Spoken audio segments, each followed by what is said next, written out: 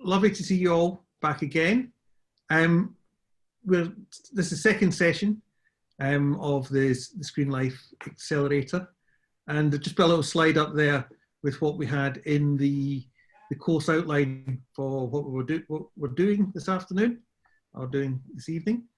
And we have as our masterclass from Moscow, Ivan Petukhov, who's going to speak in a minute about directing for Screenlife. I'll say a little bit about Ivan in a moment. As we did last week, we will have about an hour's worth of our masterclass. Then we'll have Q&A this side of a break, and then once we've released Ivan back into the community, back into the wild.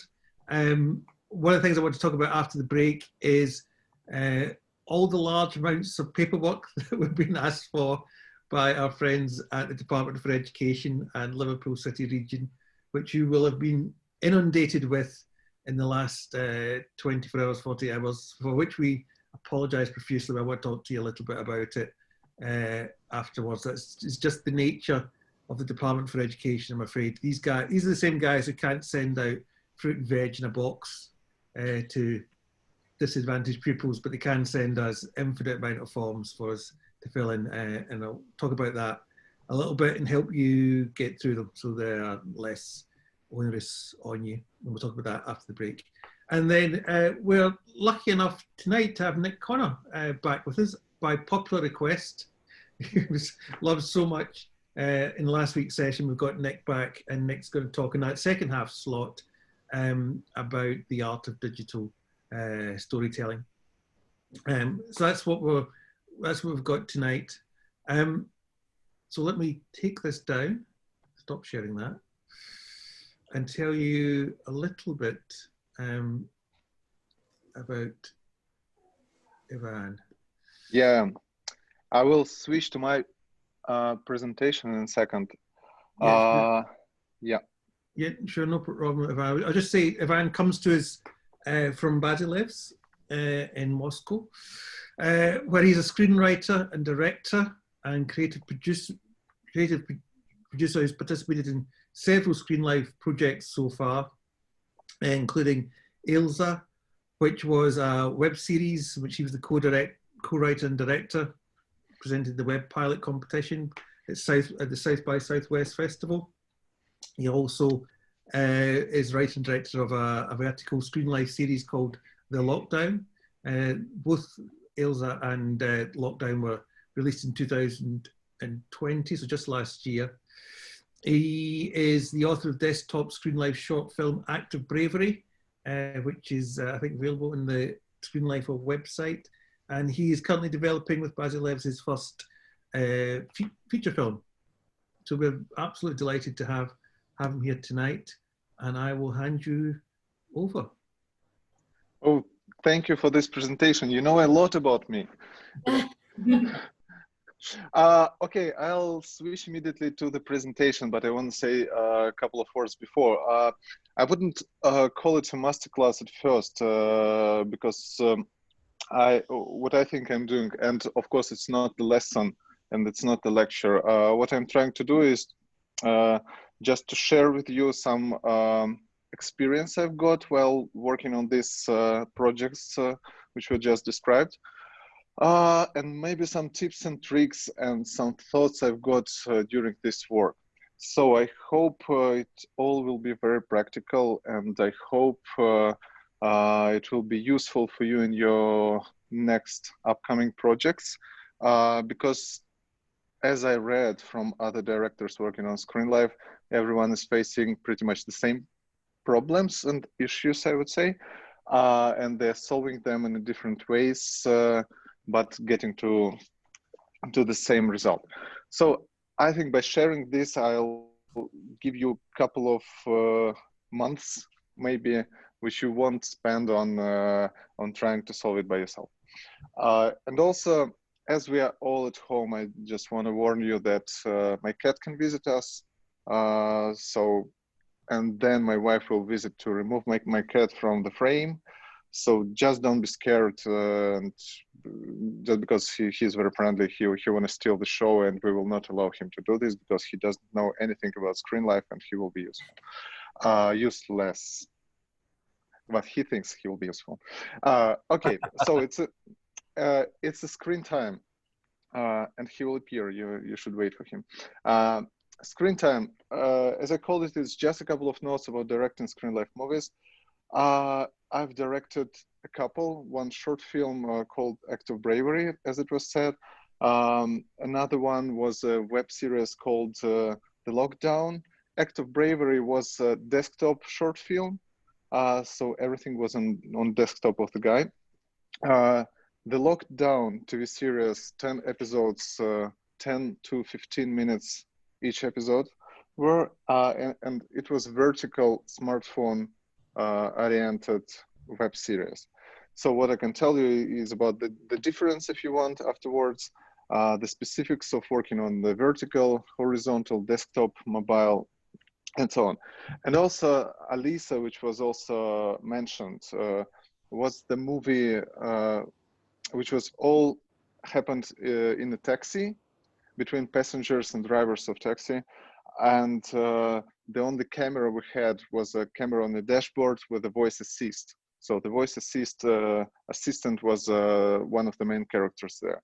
So it was not the, I would say, proper Screenlife movie, traditional, if there is a traditional Screenlife movie, but we can also talk about this because it's not Screenlife in the traditional meaning of it. Anyway, let's start from some theory of it. And just to stop myself, in the end of it, I hope you will know it better and you will get inspired of Screenlife world more than you are before, because there are a lot of inspiring things, a lot of new things, and it's really terra incognita which can help you to do something completely new in cinematography. And in traditional cinematography, unfortunately, not you, I believe in you, but that's the truth. Not you, not each of us can do something totally new, but in Screenlife you can, because it's quite new sphere. Okay, what's Screenlife again? I've turned it into some simple chat. As you know already, probably it's a new format of storytelling where all the events unfold directly on the screen of your device, smartphone or computer or laptop, or yeah, that's pretty much this.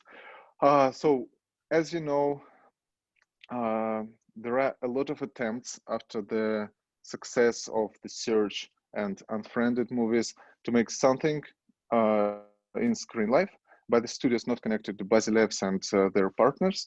But usually, and especially after COVID, it looks like our conversation we have now.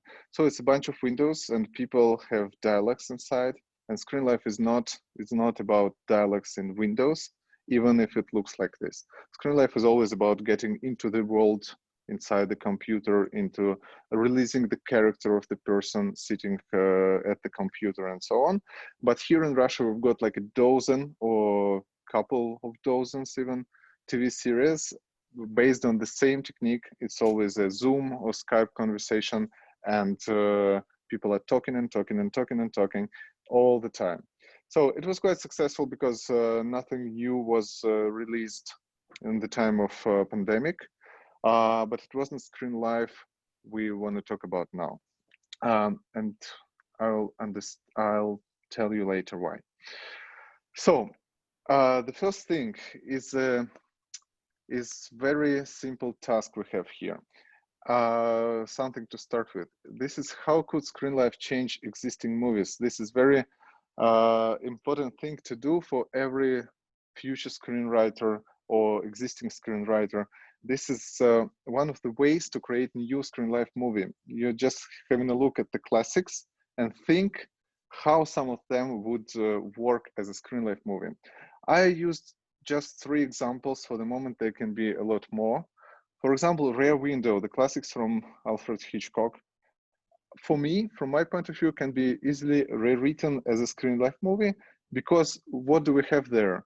We have the guy stuck in the room with his leg broken, and he need to observe people behind the window on the next house next to him. So this can be easily the Screenlife movie. We need to add the character of him based on his social networks activity, his chats, and so on. He can investigate what happens in the house next to him by following the social networks of of people who live there, and so on and so on. So looking at this movie, watching this movie, you can try to think how every single scene can work in the Screenlife. But the main thing is that originally, naturally, it looks like a Screenlife movie. This year's, of course, not the years when it was shot, like hundreds of years ago or something. No, not that far, but anyway. Cloverfield, which was kind of very avant-garde type of movie the years it was shot. Big budget movie made as a first person view, found footage movie, can be easily read on as a Screenlife. You shouldn't even change the text, the screenplay a lot there.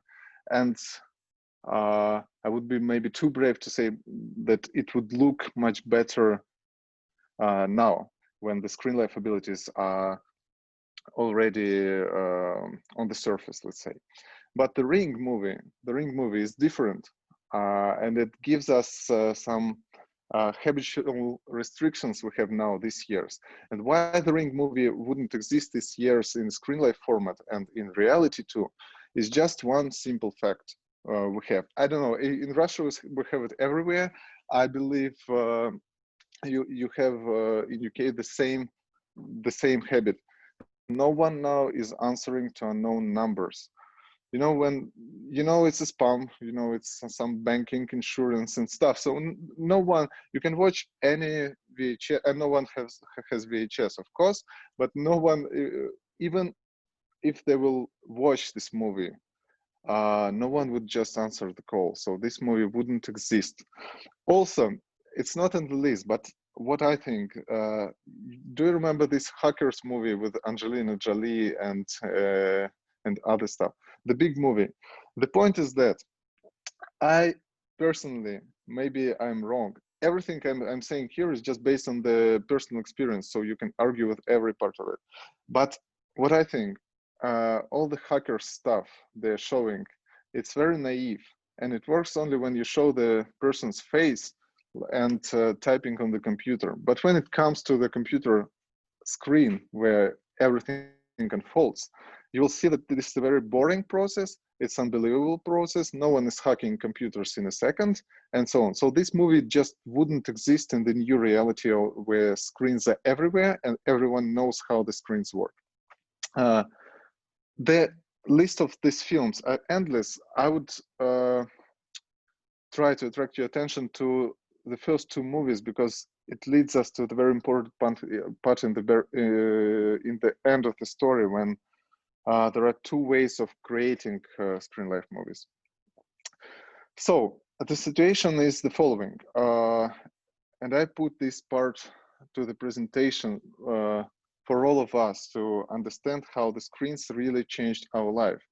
And this is easily, it's easily reflected by the way we talk about them. Because as a screenwriter, I believe very much in the language. So language reflects our thoughts. The language reflects the reality we are in. So some phrases, some random phrases, I would say, can reflect the situation today. So the first one is, I've got all my life there. You know this phrase, we are always talking about this when we're losing our phone, when we are leaving our phone somewhere we don't know where.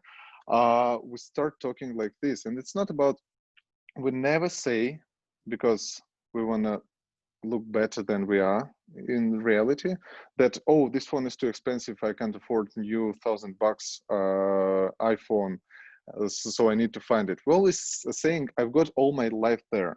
And it's true because really everything connected to our life is now in this bunch of applications in our smartphone.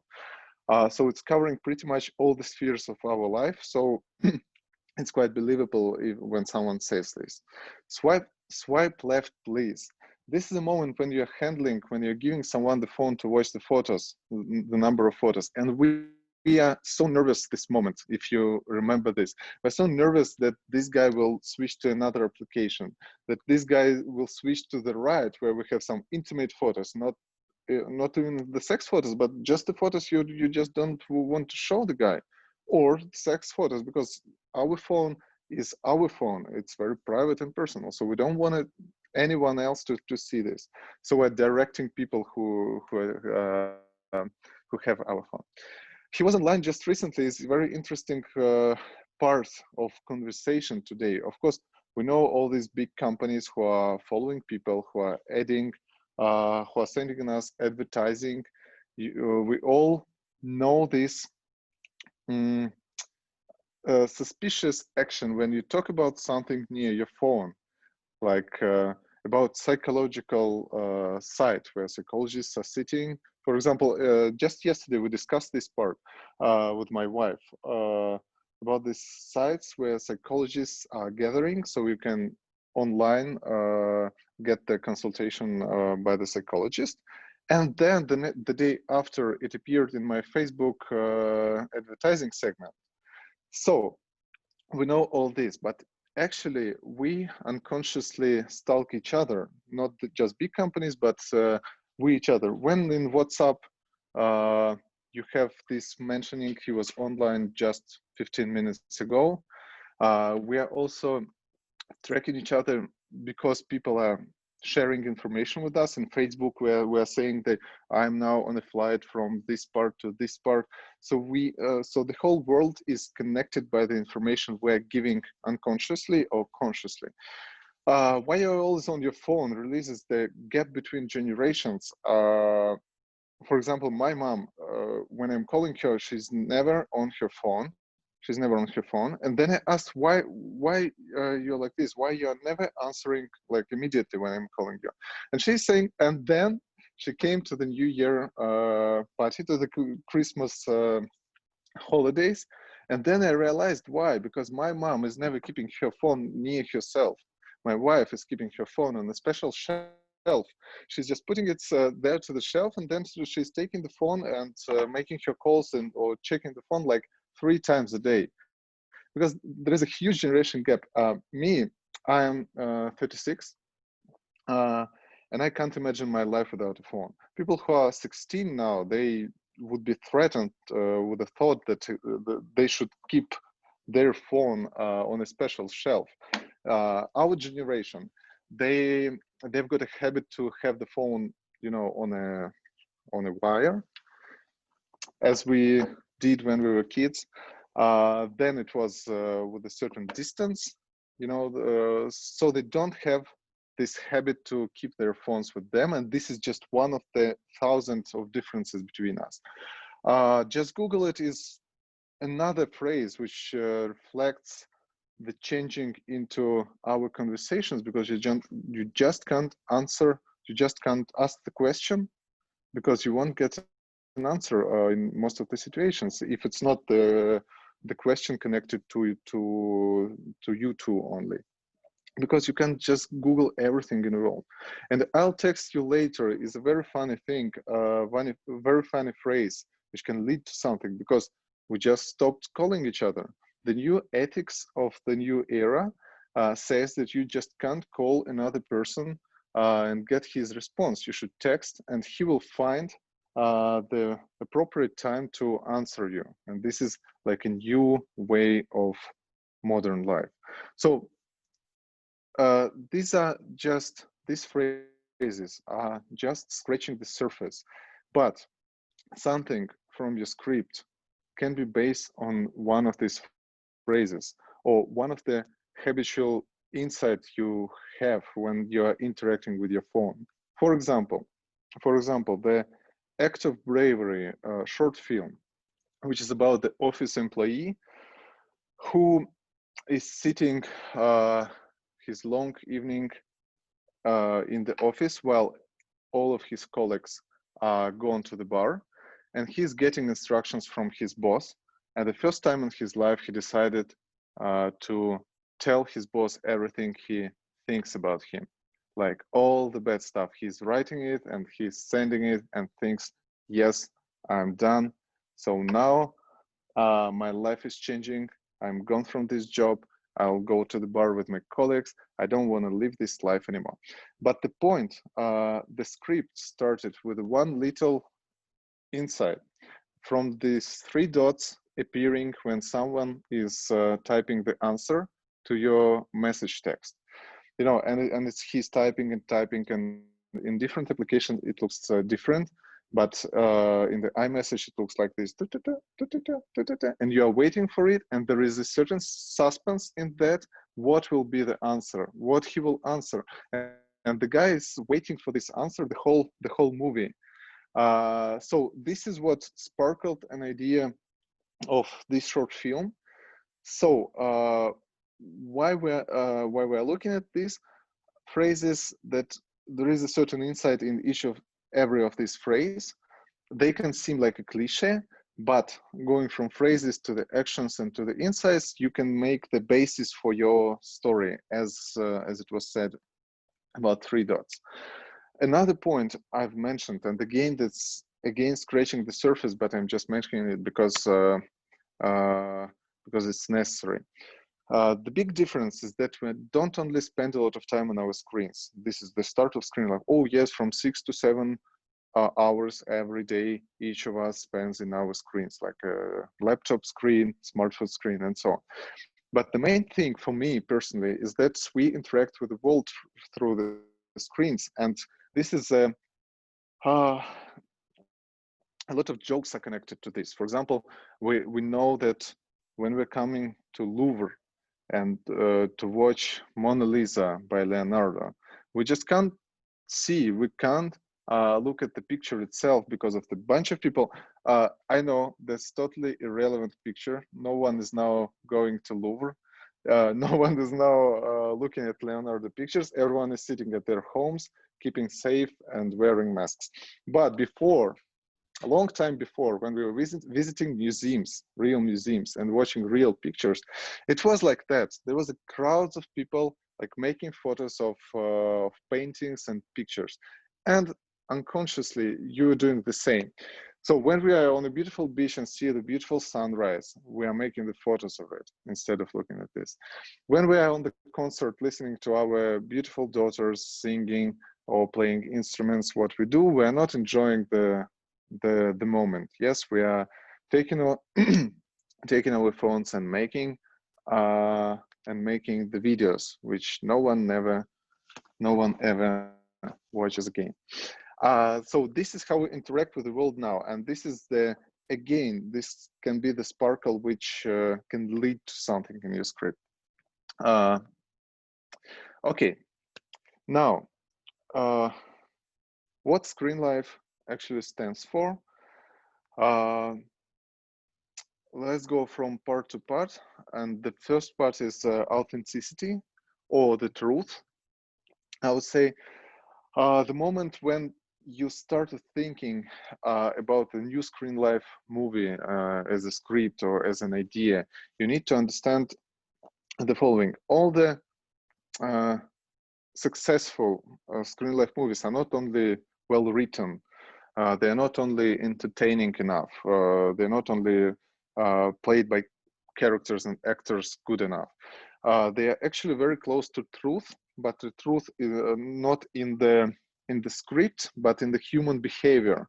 Because Screenlife is very different from the traditional movies, because traditional movies are staged, and Screenlife always looks like it's something documentary. Yeah, it looks as something made in reality. That's why people in comments, they usually, even in the very, very fictional stories, they are still writing, oh, that's not true, this couldn't happen, like this texting, this chat could never happen. This sounds very naive, but that's the other side of this authenticity of the true Screenlife stories, because every as we say, every laptop and smartphone of you, we have like 37 people here, and every smartphone is unique, but 80% of its content is quite similar. We all have Instagram, we all have Facebook, we all, a lot of people in Russia have Telegram, for example, we all have Google Maps, we all have WhatsApp, and whatever. So when it comes to using them, the way we interact them is also pretty much the same. In the same situations, we're using it pretty much the same. So if in your story, the guys or the girls, your heroes, are using these applications in the different way, this immediately distracts us from the story, because people know this world as we do. This is a very easy part of creating screen life stories, and this is the hardest part of creating screen life stories, because the main thing is you know this world because you're using your smartphone and laptop every day, and your viewers know it.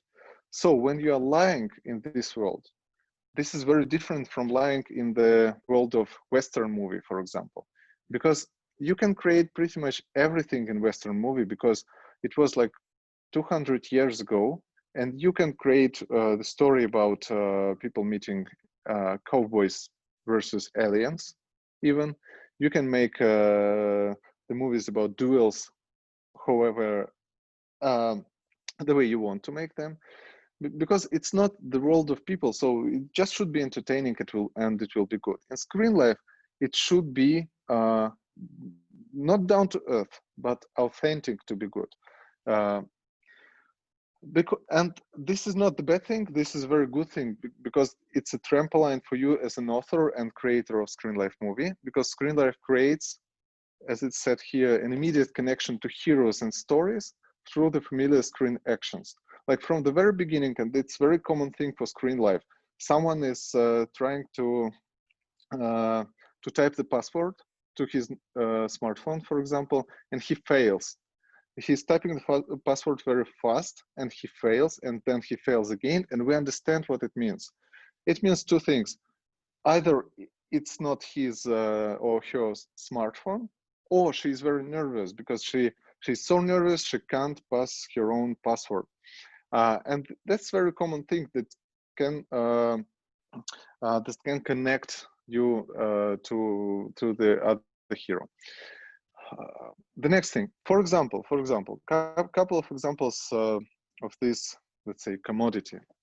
Like every Zoom call we have, even the one we had now, starts from the multiple moments of adjustment. You know these phrases like, oh, do you hear me well? Oh, it's a bad connection. Oh, someone is now switched off. Or we're waiting for someone. Just it was before. So when we are showing this moment in the very beginning of your story, you immediately connect person to the world of your story. Again, this password thing, or someone is typing and typing. This is, as I was saying before, the last example, annoying, then you're waiting for the answer in the messenger and someone is typing and typing and typing. It was the basis for the story act of bravery, actually. Again, don't mix insights with the cliches. Means very simple thing. It's so easy, and all the things I described now immediately became a cliche, because if you will tell the story and if you will build the story on someone waiting for the response, it won't be original anymore, and it becomes cliche very fast. Second main part of the Screen Life, and I think this is the most important part of the Screen Life movies at all. This is psychology, because Screen Life allows you to get deeper into your character and displaying different conditions of your hero or the heroine, because everything has an impact on the sorry for that. So everything has an impact on your character's behavior, and your character behavior is reflected very obviously on the Screenlife actions. So, for example, again, very simple task. We have a picture of a woman who is crying while looking at her smartphone. So what she's crying about, we will never understand before we would look into her phone. And the options can be like dozens. For example, she's crying because she just got pregnant. Maybe she's crying because her teenage daughter got pregnant. Or maybe she's crying because her husband is now in a safe situation, or she's crying. We see the glimpse of something positive here, but or she's crying because he's the hostage now, for example. So we have dozens of options, and we need minutes and minutes before we will know what happens. But if we will see her screen, we will understand. There is a very common example, and it's all about the subway. You know, there is a bunch of people in the subway usually, and if there is 3 dozens of people, 2 dozens of them are usually in their smartphones. And we understand that they are living totally different lives now in this very moment. And we will never understand what they're thinking about before we will look at their smartphones. And when we are looking in them, into them, we should understand that there are certain levels of getting deeper into them. So Screenlife allows us to get into the character on 4, I think, or maybe we can get even deeper, on 4 levels. And this is connected pretty much to the normal behavior we have. Like the first level is how our character wants others to see him and his life. And this we know is all the official ways of presenting ourselves. It's our Instagram, it's our Facebook sometimes, it's how we're presenting ourselves in Tinder or whatever dating application, it's our business communication, and so on and so on. It's studying communications, it's communication we have now, for example, even with the fact that it's pretty much informal anyway. And the next level we can show is how does our character want to be perceived by the closer ones, so his family relationships. These are his messengers and chats and personal video calls, his photo selection, his all the interactions with the closest one. And these 2 levels are very different. And what we can do in Screenlife is show them in parallel. You know, he can have the very official conversation and totally different personal conversation.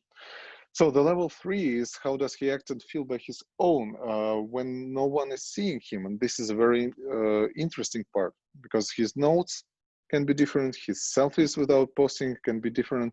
He is searching history, of course, the traces of his gaming addiction or what he does in incognito mode and using VPN. That's again the level which is deeper, and the 4th level is something he doesn't even know about himself. When something leads him to the certain site, or he's going to the dark web, or he's going to the site he didn't supposed to be. You know, sometimes it happens. So in Screenlife we can show this not only these 2 levels, but or these 4 levels, but these 4 levels in parallel. Because usually this is what we do, and I will come to the multi-layerness part of Screenlife. But just to continue this theme, can you imagine the conversation we have like while studying? For example, let's just imagine this.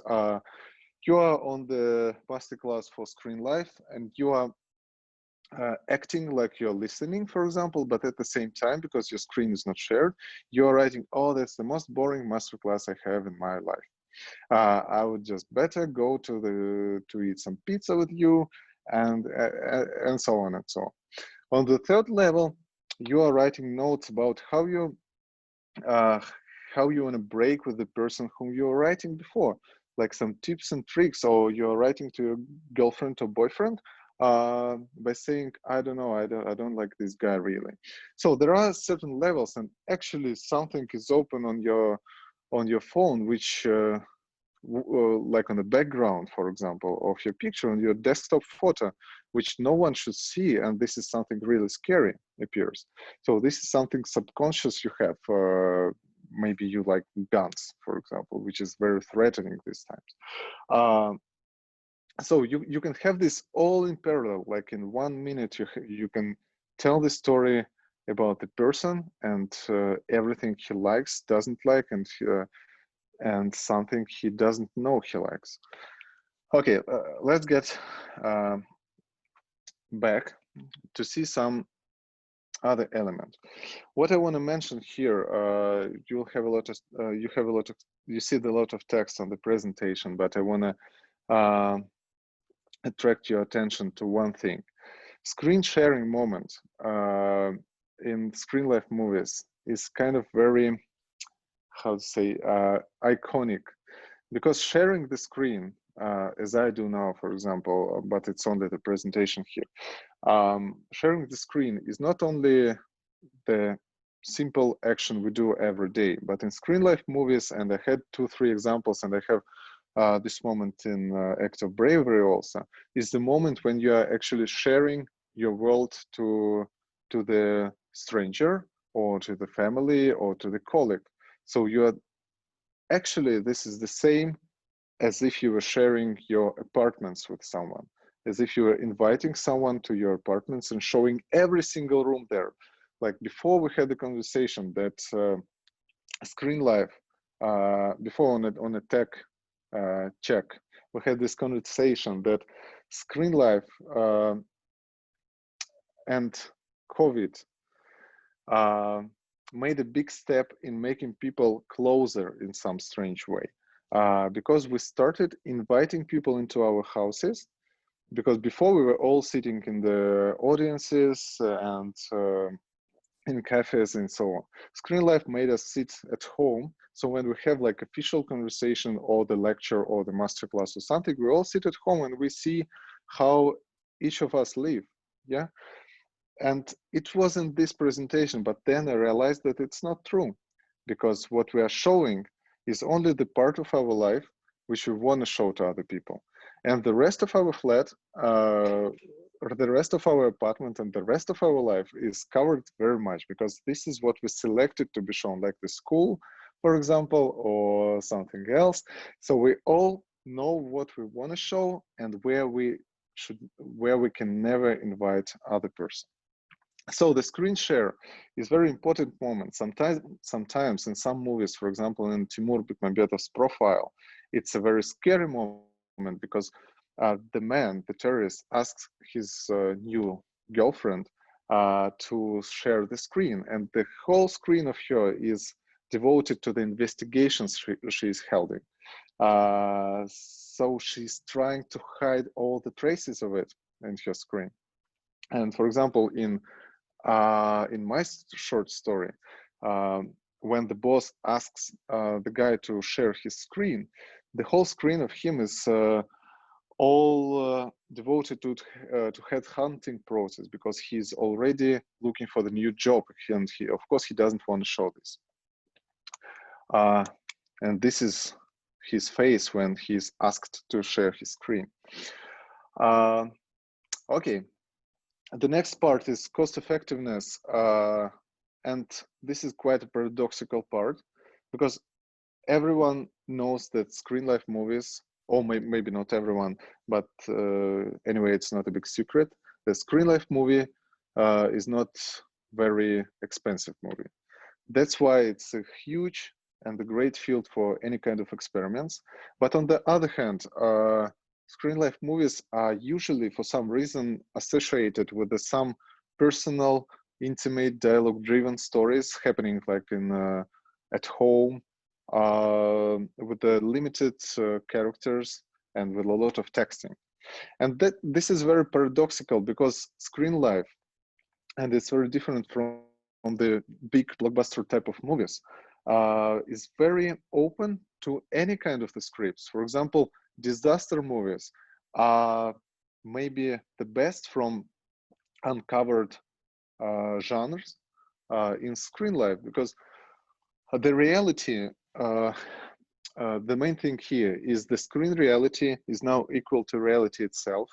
So, for example, this Monstro, as it was called in Russia, Monstro or Cloverfield movie, was much more relevant for the existing audience than it is now, because now any catastrophe, any disaster, any big disaster from hurricane to the tsunami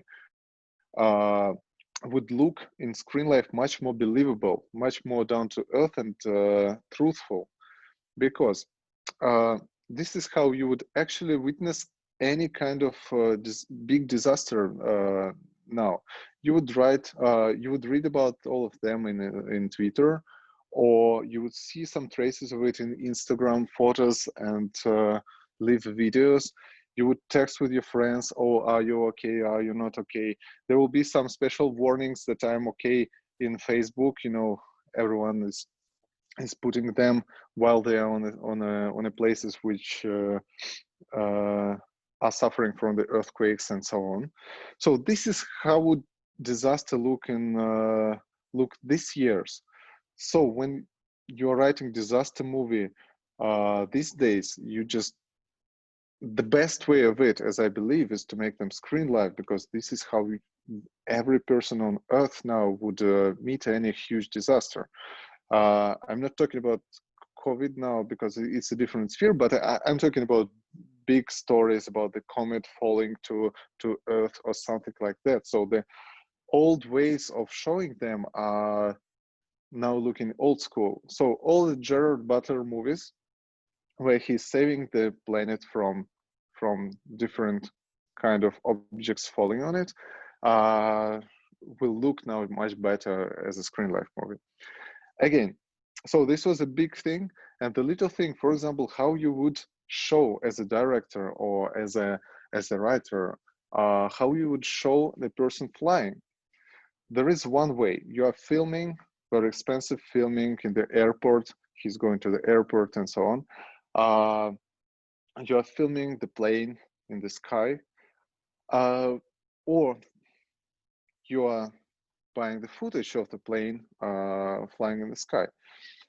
But now with the screen life, you can show it in a much more relevant way, because when person is about to fly, first thing, maybe he is ordering taxi, and you can show ordering taxi and the way to airport and the cost of it, and you can relate to it.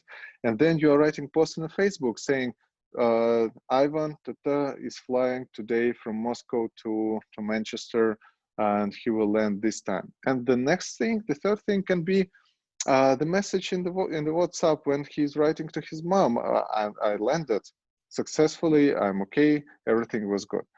So these are three simple steps which cost you nothing to show how the man was flying from one place to another. So, and this, there is a bunch of elements now you can use in Screenlife to show the different sides of life.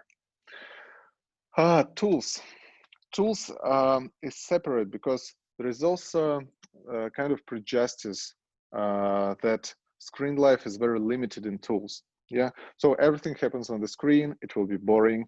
It will be texting and texting. No one will watch people texting for 20 minutes. But it's actually very paradoxical. And again, it can be said about traditional movies, because in traditional movies there is another problem, different problem. Everything we want to show in traditional movie, it was shot already somewhere. So we're just repeating elements which were already done, trying to be original in a world with 10,000s of different movies, which is very different. In Screenlife, it's quite an open sphere, and you can create something new. But the point is that even with the fact that, yes, Screenlife tools is quite limited, the point is that big tech companies and startups and small companies pretty much covered all the spheres of our life with the applications and products and programs and so on. They did it not because they want to push the Screenlife's movies and so on. They want to cover all our life with their applications for us to buy them. But for us, it's a great opportunity. But even when we talk to camera, like the basis of traditional cinematography, traditional movies, we can use different techniques to make the camera work very different. For example, in the movie, in the web series Lockdown, which is also dialogue-driven dramedy about the couple who just got into divorce type of conversation because of the cheating of the man, and they decided to split, and they are to break their relationships, and he is almost gone. They are stuck into their room for 2 weeks because the guy just came from abroad, and he got from the police officer the law that he should stay with her for 2 weeks. So the point is that this couple doesn't want to talk to each other, or they're afraid to talk to each other, and they live separately in the same apartment, and they're speaking only via video calls, because as she says, this is the only way to shut you up. I just can't switch it off and forget about you, at least for the day. So they're stuck together in one apartment, trying not to talk to each other, and 10 episodes are devoted to that. The camera work there was crucial because we had only 2 characters and a couple of their friends and her mom. I think it was like 6 characters in all the story. And it was decided that there won't be a lot of texting because it's not a zombie story. It's not a disaster movie. It's a dialogue-driven story, so it should have a lot of like camera work there. But to make the camera work different, we investigated and we did some research, and we used 6 ways of using the camera in the story. Maybe you will find a lot more, but the first one was recording video in a selfie mode. It was the very beginning of the story. Our girl Katya, she was recording video of her breaking up with him to send to her girlfriend, and to rewatch it later for not to repeat it again. As she said, I want to do this because when I will have a wish to get him back, I will see how huge bastard he is, or moron he is. There were a lot of swearing in this story, and stop myself. Another camera was in the WhatsApp video call, which is a very common thing. And the originality and the paradoxical part in that was that they were using these WhatsApp video calls in talking between each other. And there was another layer. They were passing by each other in a real life without talking to each other. And they were talking only via phone because they hated each other so much that they didn't want to. Another one is a photo camera visor in a selfie mode. There was a moment, very touching moment of her being alone in her room after another harsh conversation with him. And he uses the camera visor to make a selfie and show to herself, firstly, that she's okay, and she was trying to smile, and then she started crying. So it was a moment of herself when we just catched it.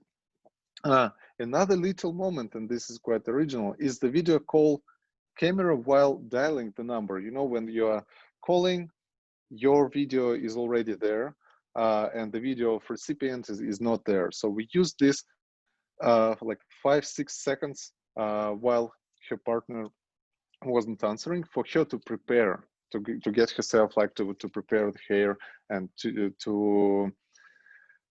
prove to herself that she looks good enough while calling to him. Another one is Instagram live stream, and we used this tool not to just show another camera. There was this whole scene of him unboxing presents from her and throwing them away, and her commenting his live stream, saying a lot of swearing about him and trying to stop him. So that was again the conversation between people who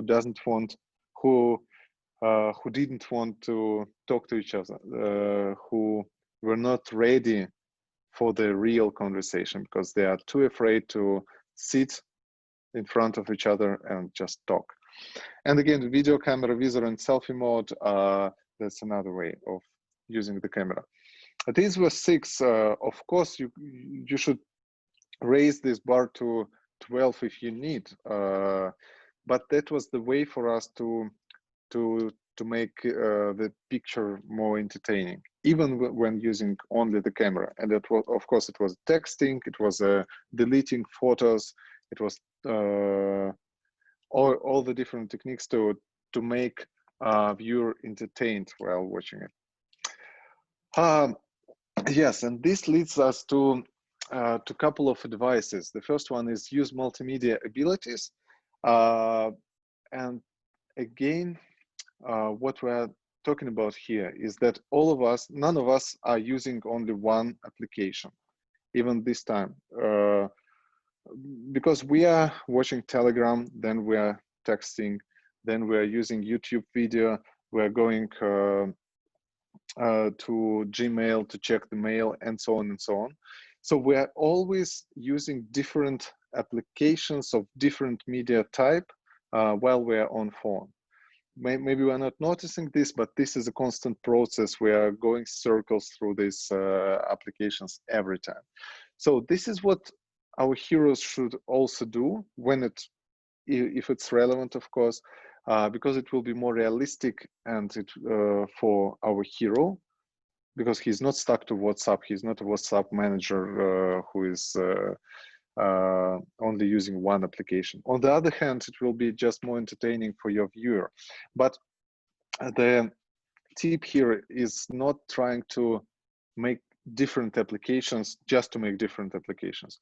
We are not trying to create some artificial world when the guys are using applications that no one is using. We're just trying to make it believable in behavior. Using the power of layers is another tip we have. And for the desktop Screenlife type of movies, this is a very natural thing to do, because when you will watch your own desktop, you will see the layers of it. For example, there is now the presentation with a Zoom call, and behind there is a book draft I'm reading, and behind there is a YouTube video with someone doing the cover for Roxanne song, and behind there will be some icons of my files, and behind will be my desktop picture, which is from the which is devoted to tuning me to the new movie I'm writing, for example. So there are like 5 layers on the picture we have, and all of them should be thought about, because this is how you create the world inside Screenlife movie. When it comes to smartphone, it's not that easy. Yes, recently it was added the function that you can watch video and still do the chat with the other person. But the point is the following: all the tech companies, if it's Google with Android or Apple with their macOS system, they did a lot to rule your attention already. So my multi-layer abilities are also work there. For example, you are doing the video call and notification appears. So this is how your multi-layer works.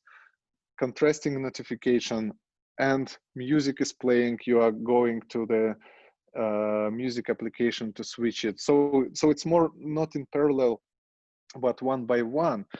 But layers still work, and I would advise you to use layers as much as possible, because this is what creates the deep atmosphere, and which and this is the way of creating the tension if you need, because when there is notification by notification, for example, messages from a lot of sources, you are getting nervous, because in real life you would get nervous too. And of course, they should work as a contrasts and paradoxes. When there is a very happy conversation and some crazy notifications, dangerous notifications comes up, this is how you easily change the mood of the scene with just one little moment. And here we come again to our Rear Window and Cloverfield story, because it's the short part devoted to the story selection. It's very simple. Maybe I'm not deep enough in that part. This can happen. But as I noticed, there are only two types of stories now situated in Screenlife. The ones which can be told in a traditional way, which is very logical and on the surface again. But let's stop here for just a second. If the story can be told without using the screens, don't try to make the Screenlife story out of it. Or if the story will be totally different without screens, think of this as about the Screenlife story. Because this is also the mistake of all the beginners, me too. When I started thinking about the first short film made in Screenlife, I started thinking about different stories. And it was said to me from the very beginning that, but yeah, this is the good story, but you can delete the desktop part of it, just make people talk to each other, and it will be the same. So don't try to stretch your normal, let's say, story into the Screenlife world. You better think about the stories from the very beginning, because otherwise it will be the wasting of time. From the very beginning, it should be happening on the screens naturally. Otherwise, it's really impossible to build something on it. You will be stuck in trying to find the different applications that can reflect different moments and scenes of the story. It will be all artificial, not believable, and people would perceive it as something false. And being false is the worst thing in Screenlife. Another type of stories are reimagining classics, and this is also normal way of creating Screenlife stories. And I would suggest you to all of you to do this exercise, because it's very practical and helpful. For example, the last story I've heard about, Romeo and Juliet, which you are very familiar with, I guess, is now on Sundance Film Festival, and it's just a Screenlife version of the Shakespeare play. So when it comes to Screenlife, this sounds totally opposite maybe with the first point, but the point is that all the, let's say, classical tropes and scripts are very well structured. So when person knows the story already, like everyone knows basics of Romeo and Juliet's story, changing it into the Screenlife format keeps it familiar, but gives us the additional layer to it, I would say. That's why it's appropriate to use these classical stories, despite of the fact that in the first point it said you should use only the stories that can be told in the traditional way. There's only one exclusion when it and the exclusion is about classics, which can work as a theater play, it can work as a movie, it can work as a modern type of movie, and it's now working as a Screenlife movie. Okay, enough theory. I think now just 5 to 10 little tips that can maybe help you in a very practical way. The first one is about attention managing. This is again the basics of Screenlife. You will be told about from the very beginning. Maybe you already know how it works. For the desktop Screenlife, there is one way of attracting the attention, and it's a mouse cursor. So where the mouse goes, the attention goes. So this is a very simple rule. After Unfriended movie, which was all based on the desktop as we see it now, it was a search movie which changed the rules immediately, because there was a lot of zooming, and so it was really master shot, medium shot, and close up and detail, in this movie, even with the fact that it doesn't seem so natural in the Screenlife world, but it worked, and now it's also the part of the Screenlife game, let's say. So you can use zooms, but don't forget about the mouse cursor, because it's the main thing you should use to attract attention to the specific zones. In smartphone, as I said already, it's already done by the producers, by the big tech companies.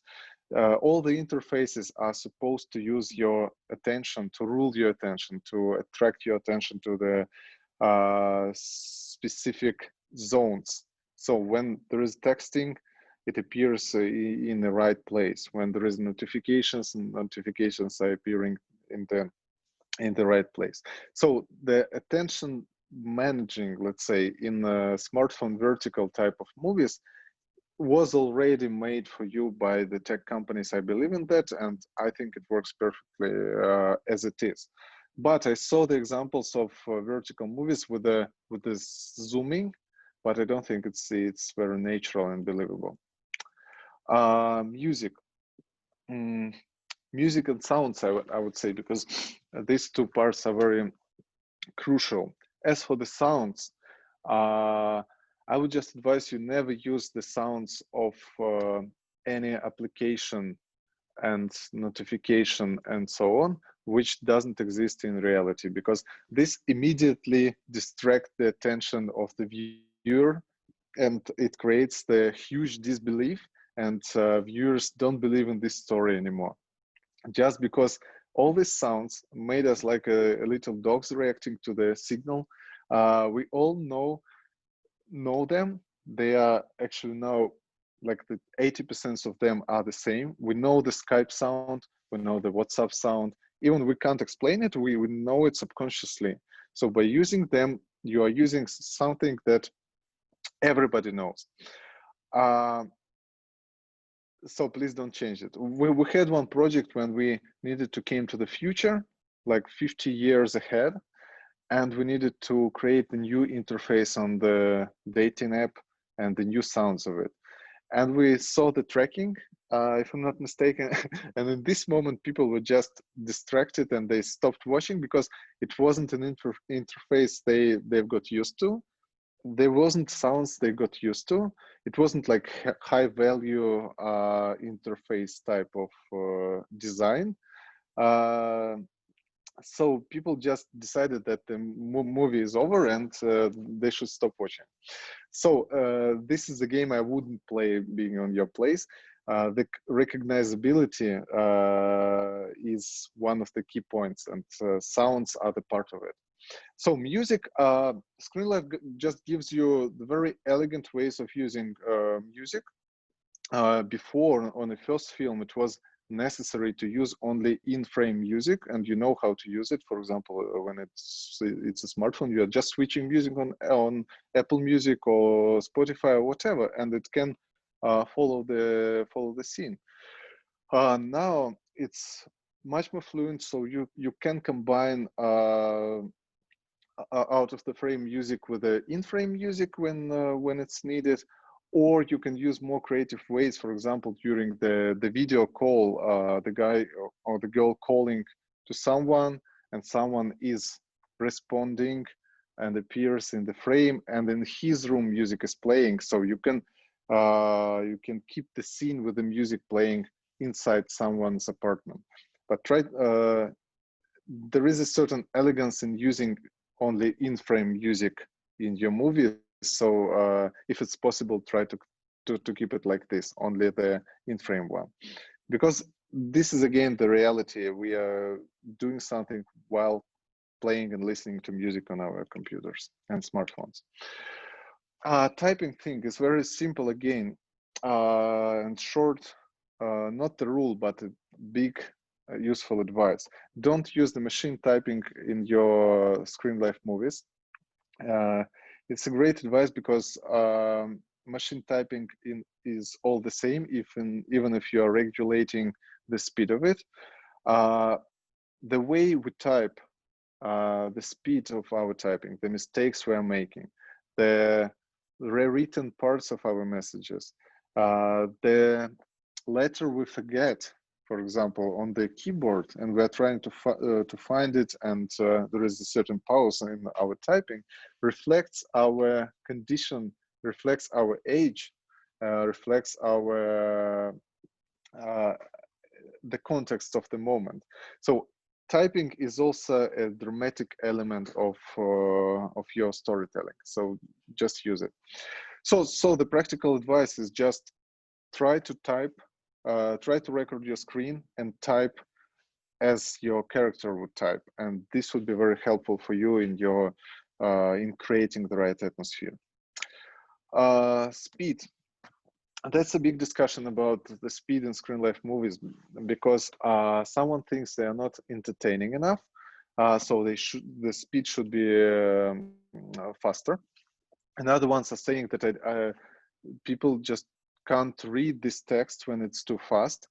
So the advice here is, if you as a writer and the director can read what people are talking about in their chats, in any way add a couple of seconds to it, because you know the text and your editor knows the text, but the viewer who sees this for first time, he doesn't know the text. So it's something in between the readability and entertainment. And another thing which is between readability and entertainment is the rhythm of the story.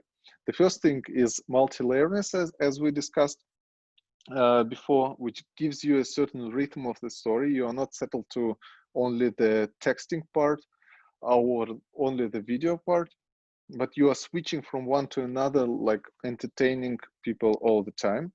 Another one is again speed, which is not fast, not too fast for people not understand what is happening, and not too slow for them to yawn.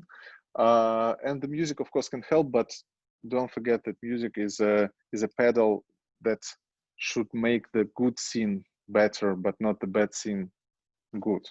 It's a wrong way of thinking. Another advice which can really help you when you're creating your Screenlife movie is iconic actions.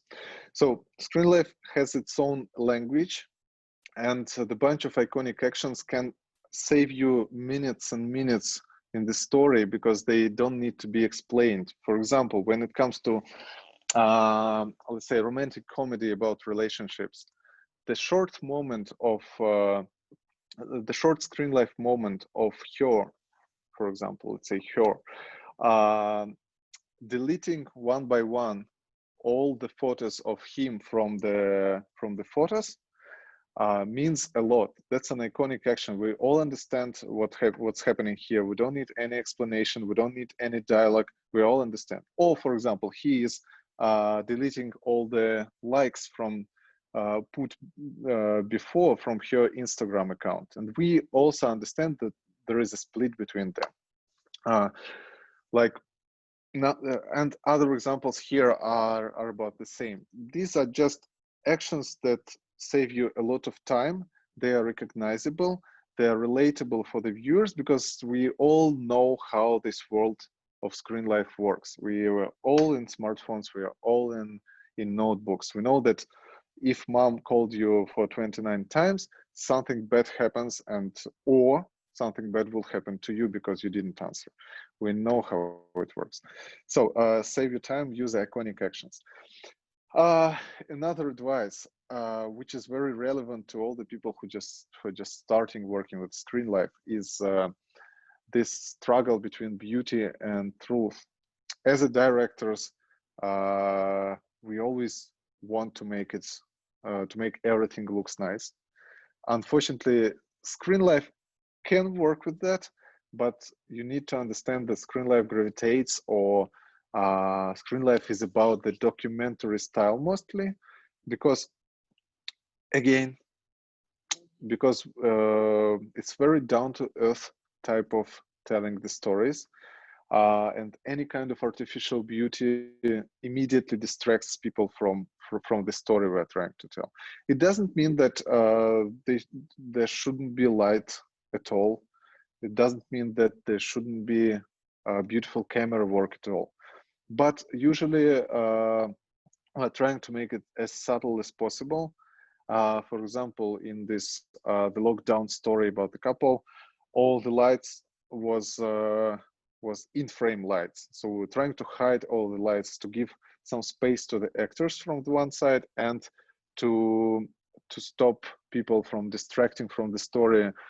Because if they will feel there is an artificial light, they will think that this is an artificial story. And that's again the big difference between Screenlife movies and traditional movies.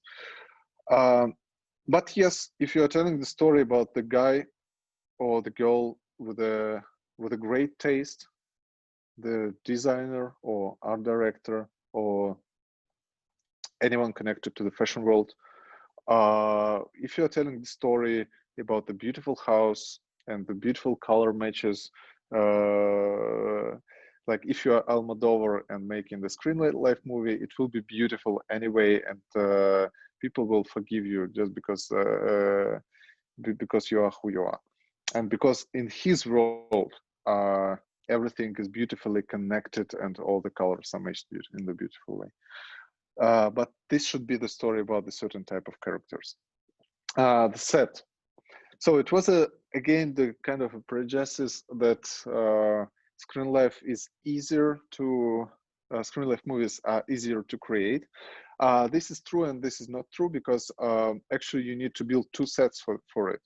Of course, the art direction of it is usually simpler, and the camera work is simpler. But the point is that the set of the computer, the set of your smartphone is equally important with the set you build with the places where your heroes live. And even more important, because every detail on the desktop will be noticed and judged by viewers. And when they will see that something is not corresponding and something is not matching with the character, it will be very visible, because they know the character. And it was a mistake that it's always been made. Everyone on almost every Screenlife movie is forgetting like one line in the messages, for example, in the WhatsApp, or there are like the conversation, 3 conversations in a row just for 3 seconds in a row, because you haven't changed it in the computer graphics. And people are pointing on this, and they feel it's unacceptable. They feel it's artificial. They feel and they see this is a mistake, and they are pointing on this immediately. So the set in a Screenlife movie is double complicated, I would say, and I would pay much more attention to the desktop type of set than even to the real set of the person. Yeah, and that's it. Oh, that's it. Thank you. Thank you. That's all the information. Again, every part of it is can be argued about, but this is my experience and some information I've got from my work. Thank you.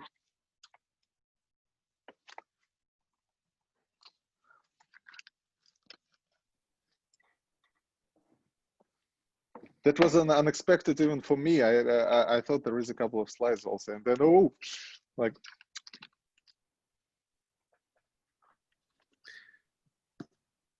Sorry, I just got a message there from Adobe for an upgrade, and my whole screen disappeared. So I lost you there for a minute, but I'm back. That's a very Screenlife moment. No, it was nothing important said, so you don't worry. No, I heard it all. I just missed the last slide. So that was amazing. That was absolutely amazing. I think that thoroughly qualifies as a masterclass. I think that was. Oh, thank you, thank you. That was just. I know people will have questions. I've got a million questions after that. But who would like to start?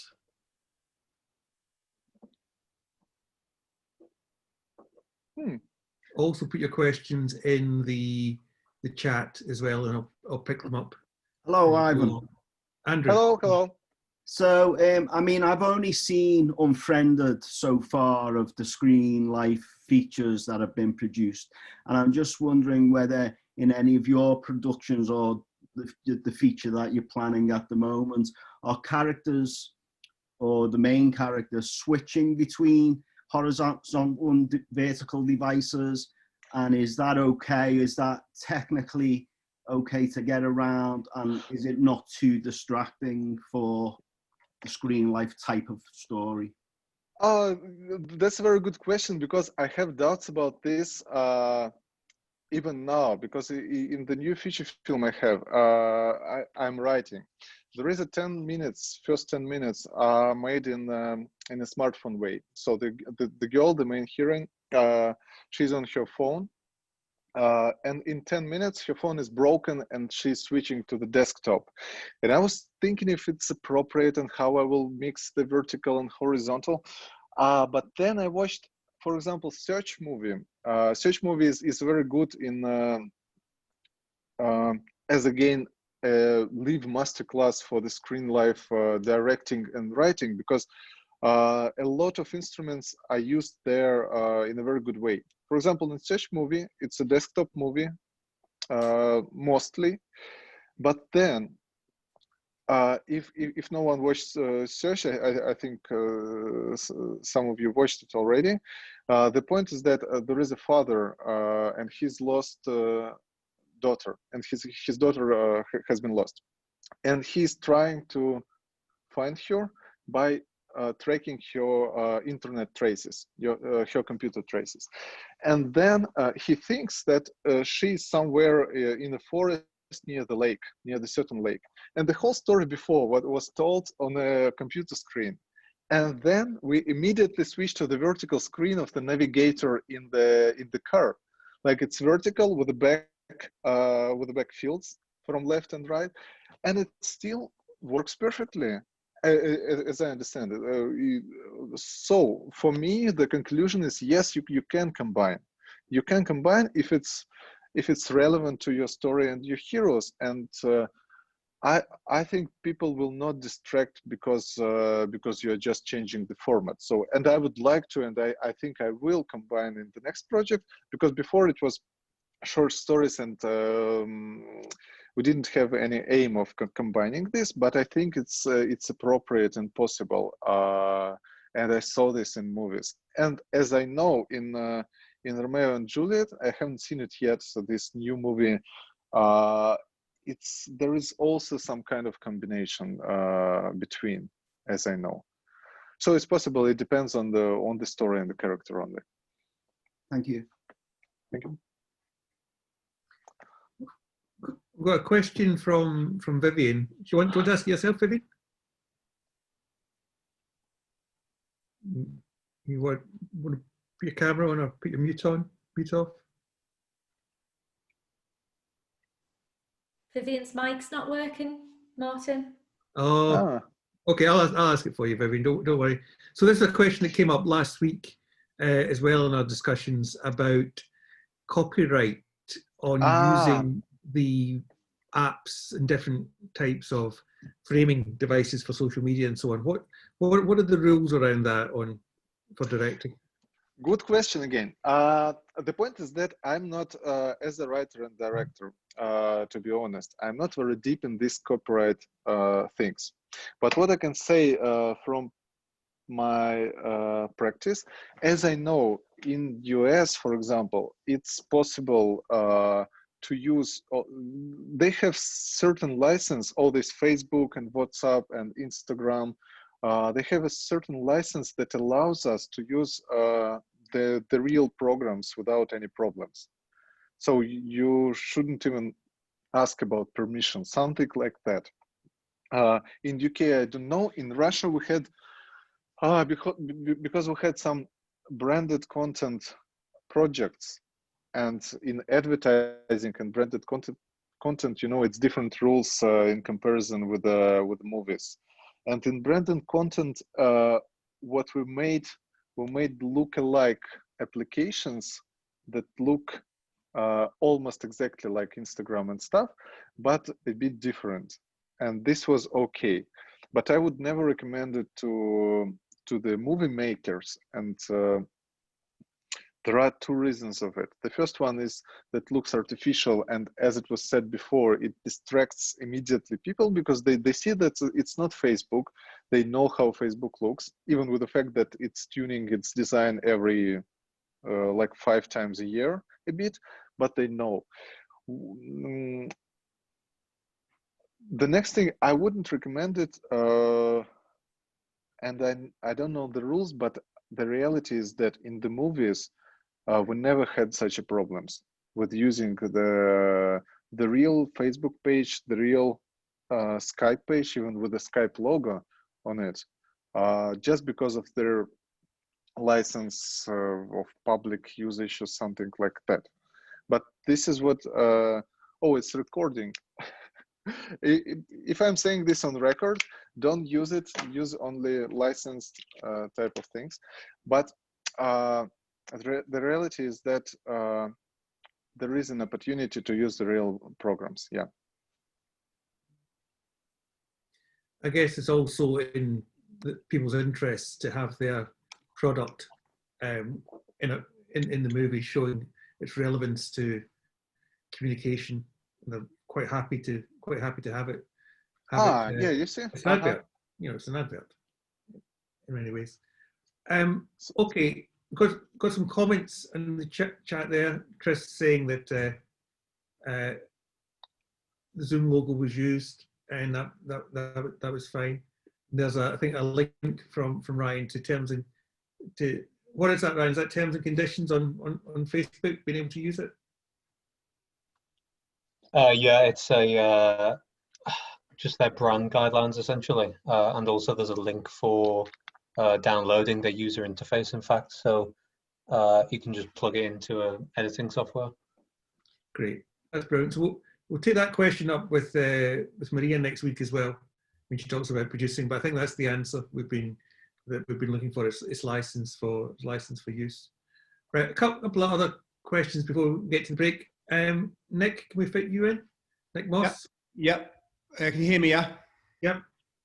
So I'm just interested in the landscape of this world. Obviously, that's why we're all here. But I'm particularly interested in how live action can play out in some of these platforms. So, for example, if we wanted to play a video from the past that someone shares, you know, what's your attitude to that, and whether you're playing out a memory on a video or something like that, where you probably, you know, you'd shoot that in a certain way. You maybe shoot that with a little bit more traditional cinematographic kind of nuance and style, because you might get a couple of people in a situation in the park and they're filming each other or whatever, and they replay a video as a means to tell story or backstory, as opposed to the constant kind of, you know, direct interaction with the platform. I wondered what your thoughts were about that and how that integrates, whether you had direct experience or used those techniques. If I've got your question right, you're talking about more traditional ways of filming in the scenes of memories and so on. Yeah. Well, you know, it's quite common, isn't it, to create a video and share a video with somebody as a way to talk about what you've been doing, or, you know, that's something we do all the time, is share photographs and videos. But obviously, yes, creating that content necessitates a different sort of cinematic language again, which is not. It would be more, you know, handheld phones and stuff like that. But you could create quite an interesting scene that fueled or drove the story outside of this platform that then was told through the platform. Am I making sense? Yes, I understand. Yes, of course, it can be beautifully shot. But the point is that the artificial beauty, I think, is not allowed. If your hero is let's just imagine, if this video that they are sending is made by the hero who is a movie director, of course it will be beautiful. It will be black and white, beautiful video with a Zack Snyder type of slow-mo and so on. It can be the most beautiful video in the world. The point is that it should be relevant to characters, and there shouldn't be artificially beautiful scenes and videos and photos. For example, in the lockdown, our hero is a photographer. He's a portrait photographer, and what he's doing in one of the episodes is he's inviting his ex-girlfriend, already ex-girlfriend, to the photo session, because he says that he shot everything in the house, and okay, the last thing I want to make photos with is you, but okay, I'm inviting you. And he's making photos of her. Of course, in the end of the story, these photos are beautiful because he's a photographer and he knows her and he loves her, and he's trying to make her look as beautiful as possible. Yeah, and he's sending her these photos, and they're good. The point is that when there is a reason for the beautiful photos, of course it's possible. There is no reason to make your videos worse than it should than they should be. Yeah, the point is that the believability of the story is more important. Yeah, I wasn't actually talking about the beauty the beauty of them. I was talking about a shift in the language, a shift in the style of language, so that, you know, if you're in a certain situation outside in an interesting location where you're not, you know, connected to a device necessarily, but you might have shot some stuff with a phone, that opens up, and it might be scrappy and unattractive in the way it's shot, but it does open up a new channel of storytelling, actually. This can happen. Yeah. But the point that if you're asking, can it be shot with different cameras, professional cameras? You're shooting about different style of shooting and so on. I think it's totally possible if it's, again, if there is a logic behind it in the script. Or of course it can be different style. For example, again, the last movie I'm working at, this horror movie, there is a bunch of scenes during their happy vacations. I think this is something close to what we were just talking about. And of course, it's the sun. It's a different manner of shooting, but it will be beautiful and will be different. And it's not like connected. It's not happening in the flat when we are talking, because Screenlife is not just about two people stuck at their screens. There can be very different situations. They can be stuck on a huge ship, for example, like in the sea, and everything will be like big and nice, and the way of shooting will be very different. And one can be sitting with his desktop, and another one can be with his smartphone on a beautiful resort, for example. Also can happen, which is happening in some of the movies. So we all, not you all, but we all should understand, because I'm also all about these little intimate stories, that Screenlife is not only about these little intimate stories. The scale can be very different. The picture can be very different. So this is not what's important about Screenlife. The truth is important. The believability, the being true to the screen world is important, but not the scale of what you're showing. Thank you. Did I answer, or it wasn't the point? Yeah, it does answer it a bit. I think it's because I haven't seen so much content of Screenlife that I'm trying to tap into the balance of content and how different types of content is balanced through that storytelling, and which content we're pulling in. But that's just, you know, I think you have answered my question in as much as you can basically do what you want as long as it's true to the user experience and it feels truthful and authentic, I think. Yes, that's true. Yeah. Now, thank you for question. That was a great question, Nick. Thanks. I'm conscious that it's time for our break, and we've got quite a few questions lined up. Can I ask Ivan a favour? And would you be happy to come back after the break and answer some more questions, or do you need to run off? If you have some more questions, of course, I'll join you in 15 minutes. 15 minutes, great. Come back, we'll have some more questions with Ivan. That's absolutely brilliant. Thank you so much for that, Ivan. That's very Perfect. I'm that's with very you. kind. So we'll come back in 15 minutes at 10 to, if my sums are right. Yeah, that's right. So 10 to 7, come back, we'll have some more questions. We'll start with Daisy, and we've got Luke, and we've got Tom all lined up for questions. Great, thanks. Thank you.